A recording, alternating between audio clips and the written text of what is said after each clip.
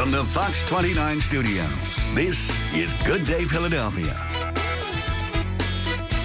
Boy, I saw this yesterday and I was stunned. A stunning new report reveals just how often medical mistakes are made in this country. Researchers at Johns Hopkins University say medical errors are the third leading cause of death in our country, after heart disease and after cancer. Roughly 250,000 Americans die each year. Here's just one story. When a lump was detected in Lathenia Petty's breast in 2005, she was sent for an ultrasound. The radiologist determined that it was suspicious and recommended a biopsy to check for cancer. Problem is, the fax number used to send the results was incorrect. Lathenia's attorney says neither the radiologist nor her doctor followed up.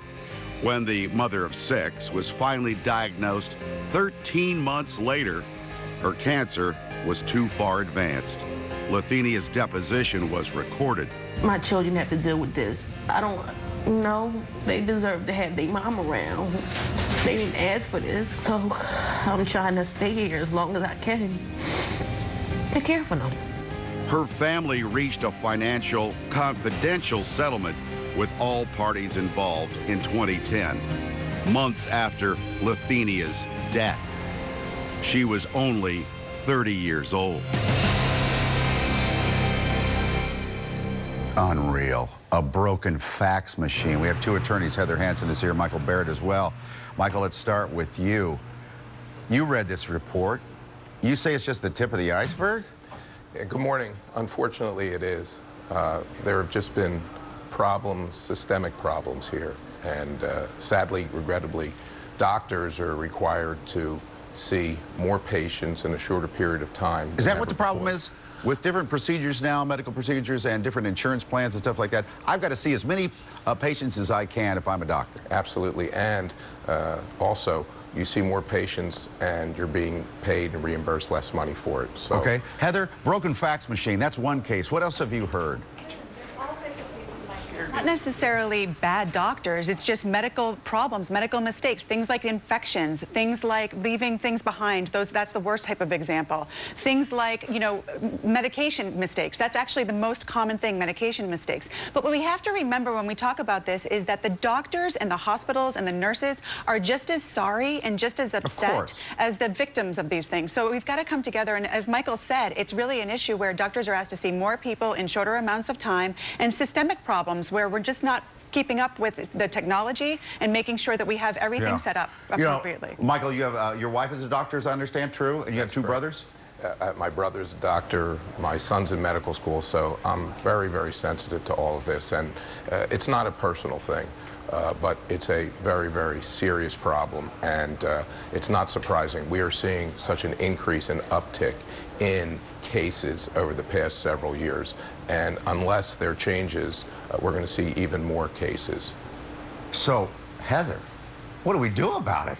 Well, you know, one of the big things that we can do is be better patients, because we really need to make sure that we're taking responsibility for our care. Oh, come on, you're putting it on us? No, absolutely. Listen, I think it's a shared thing, but we need to understand that doctors are overstretched and overburdened, and so we need to make sure that we're helping out as best we can. At the same time, we do need to make system changes, and we need to make this something that we can talk about. So many times doctors are blamed. Even in the Washington Post article, they talk about bad doctors. These are doctors who make mistakes. I know I make mistakes every day. I'm sure you do too. Oh, yeah. We have to accept the fact that this is going to happen, that people are going to make mistakes, make it so that they can talk about it, because once they talk about it and we have that transparency, we can actually do something to help. True. If we keep hiding it, it's not going to happen. Exactly. So what she's talking about is we're going to start mistrusting doctors and nurses and hospital staff if we don't already. That's not good.